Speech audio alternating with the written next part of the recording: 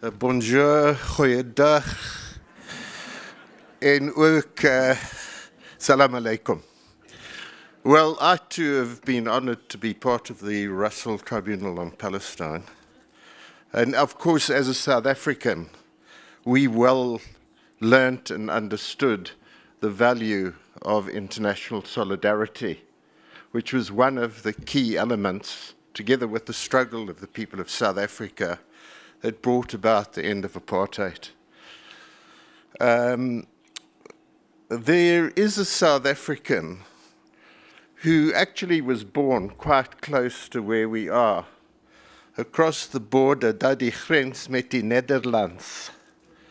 And in 1961, he said that Israel is an apartheid state.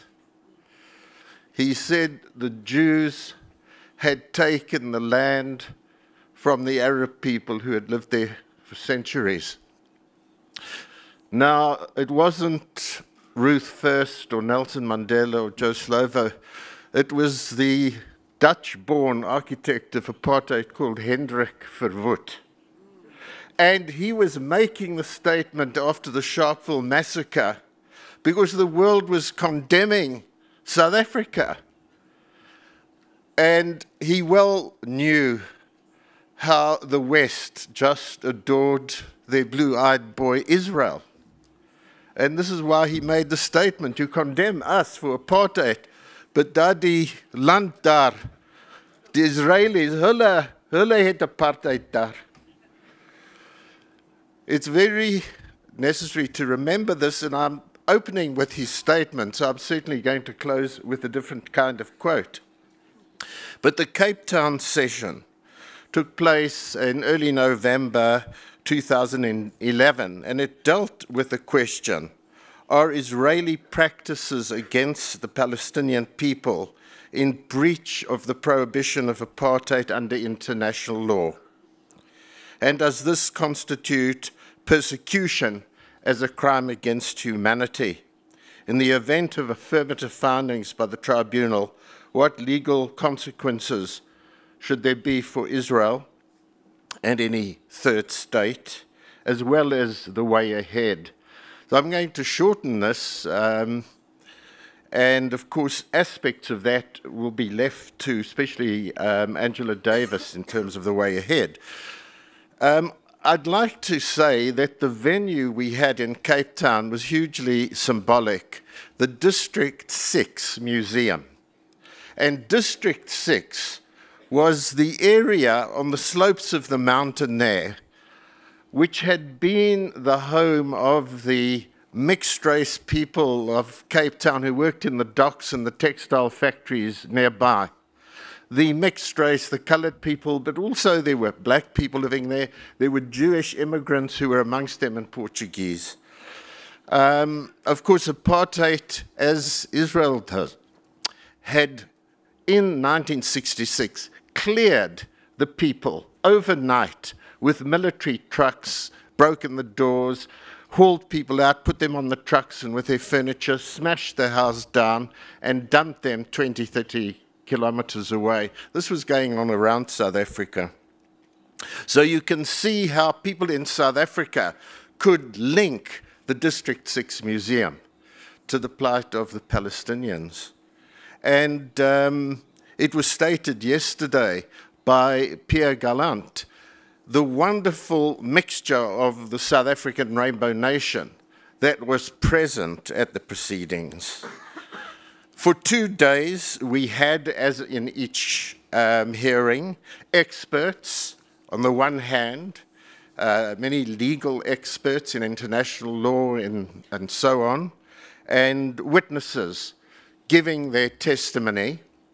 It was very good that in Cape Town we managed to have quite a strong contingent of people, Palestinians as well as Israelis, giving testimony together with South Africans who had suffered similarly under the dark days of apartheid.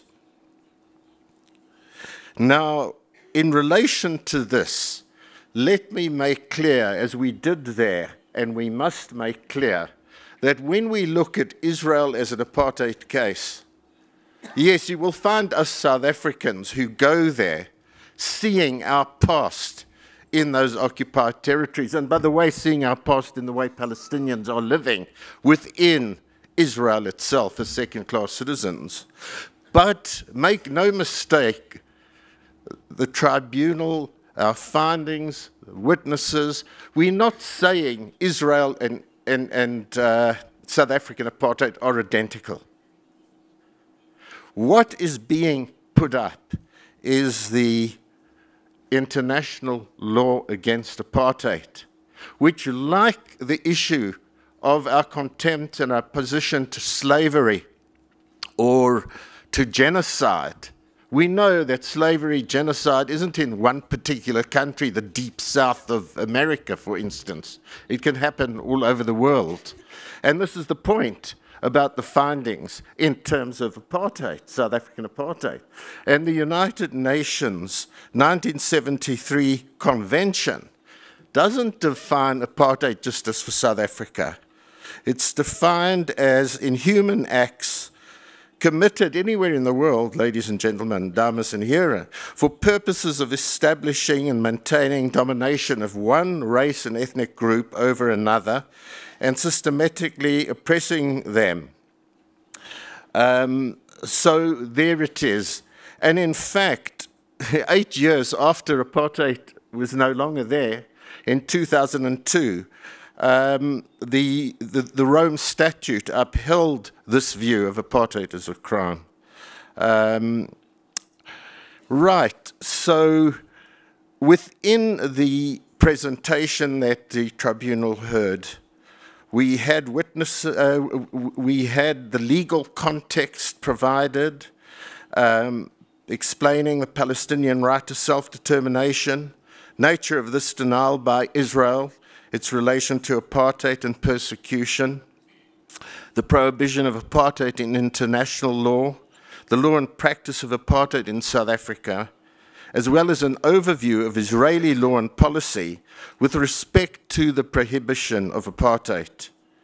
These experts defined apartheid relating to the status of racial groups under international law, Palestinian identity and the notion of racial domination, the notion of apartheid as an institutional regime of systematic domination, such as Israel's treatment of the Palestinians. The witnesses, both South African and Israeli, Palestinian, and some who came from Israel, gave the testimony very vivid and shocking, and I don't need to go into this very much because you all know, we know the whole litany of the experiences under apartheid South Africa, and of course these days, and for many days since 1947, 48, the same year that apartheid in South Africa came into being, Israel came into being, the same month, May 1948. There was 2 weeks difference.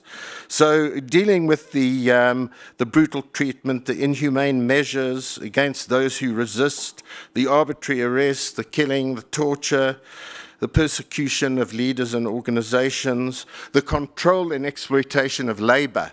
And there we had this great leader of the South African Federation of Trade Unions and many workers present, attesting to the South African labor experience and, of course, looking at what happens in Palestine and Israel. Denial of human rights, such as the denial of freedom of movement and residence, the measures to divide populations along racial lines, and so on. Sensationally, ladies and gentlemen, during this hearing, we heard from Israel where clearly they were watching our proceedings. I'm sure they're watching these proceedings from their secretive dens and the Prime Minister's office and those sinister people in Mossad and their fascist types in their Knesset. Because one of them was watching and he was so shocked, he immediately issued a statement within 20 minutes of Hanin Zoabi, this articulate, courageous Palestinian woman giving her searing testimony. And he issued a statement there in the Zionist entity called Israel that she will be dealt with by the disciplinary hearing of the Knesset. Pierre Gallant immediately said that we would approach the South African government for her protection, which we did. In terms of the findings, and I'll be quite brief too here, after the deliberations, the jury did in fact find that Israel subjects the Palestinian people to an institutional regime of domination amounting to apartheid under international law. Palestinians living under colonial military rule in the occupied territories are subject to an aggravated form of apartheid. Those living in Israel are excluded from the benefits of Jewish nationality and are subject to systematic discrimination across a broad spectrum of human rights. And not to forget, never to forget, we dare not forget the refugees and their rights who are denied by Zionist Israel of return to their homes, the loss of their property and livelihood.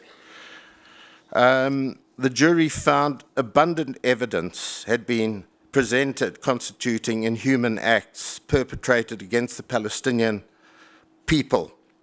And to save time, I'm not going to go through the long, gruesome, awful list of Israeli measures to people within Israel itself, to those in the occupied territories, to the refugees, and actually, ladies and gentlemen, quite frankly, to Israeli Jewish people who dare, as whites, few whites in South Africa, dared speak out against the system. And the jury found that all these acts do not occur randomly, but are systematic and institutionalized. We found that in terms of the Israeli legal system, preferential statement is afforded to Jews over non-Jews, creating a group privileged in residency rights, land ownership, access to services, social, economic, and cultural rights. And listen to that and remember it, because when you debate these things, and the claim is that Israel's a democracy and that Palestinians living within Israel itself can vote, they can be elected to the Knesset, etc. Yes, there's a huge camouflage over the discrimination. And if you dare, like Hanan in the Knesset, raise questions about Israel as a Jewish state or refuse to sing their national anthem, the HaTikva, you will face their wrath. But the ordinary Palestinians living within Israel, they are denied this similar access to education, to health, to property, to business, and where they live. This, for us, certainly amounts to apartheid.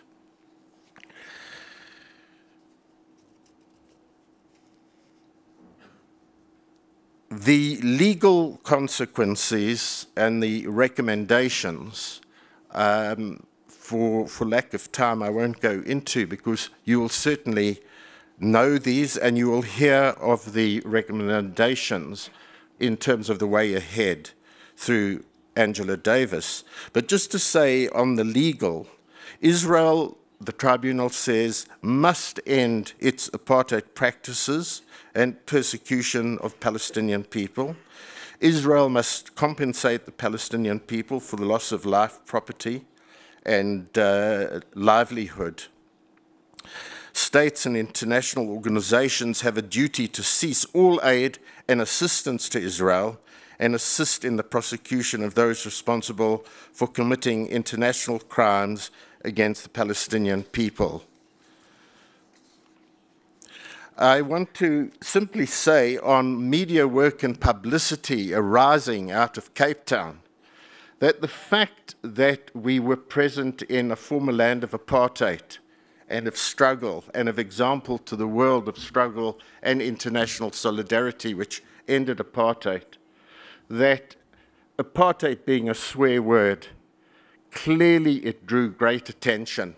And the Zionist lobby internationally and in South Africa does exist there, and the Israeli government particularly, were clearly on the run. They were very, very nervous.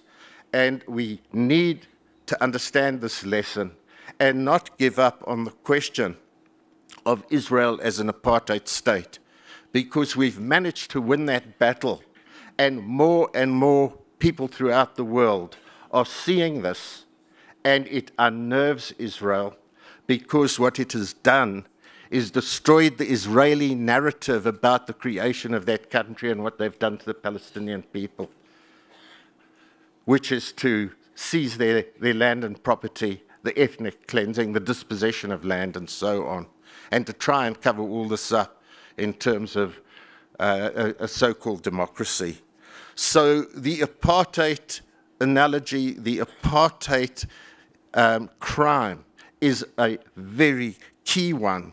And you might remember that they were so worried about the coming tribunal in Cape Town that immediately before that, the Judge Richard Goldstone had issued a letter in the New York Times, an article in the New York Times and the Washington Post, decrying aspects of his own report that he reneged on partly, and making the bold statement that he knows apartheid.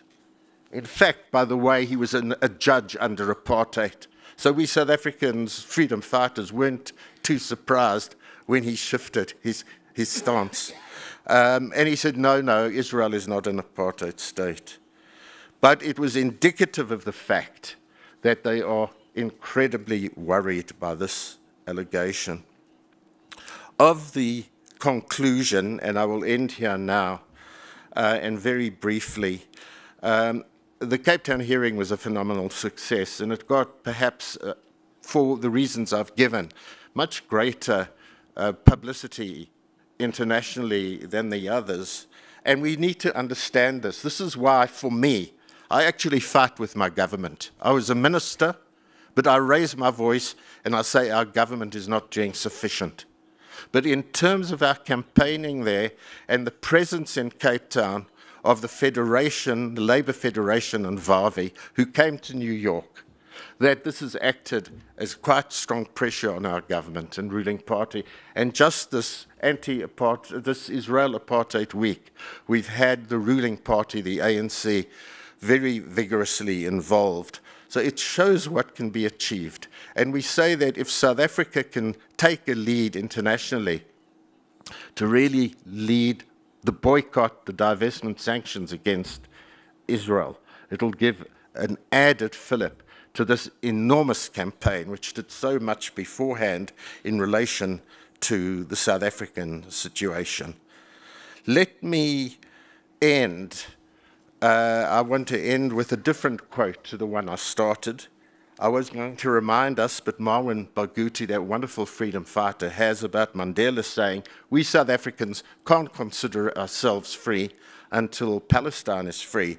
But in terms of our dear, beloved Stefan Hessel, and I say this to Christine in the spirit of this tribunal, that a great German playwright and poet, Bertolt Brecht, he made the statement back in the 30s and said, there are those who struggle for a day, and das ist gut. There are those who struggle for a year, and das ist besser. There are those who struggle for 20 years, and das ist better still. And then there are those, like Stefan Hessel, who struggle all their lives. And they are the ones we cannot do without. And because we cannot do without them, we have to redouble our efforts. We have to strengthen them. The Palestinian people are not alone. Humanity is with them. Danke schön. Thank you. Thank you.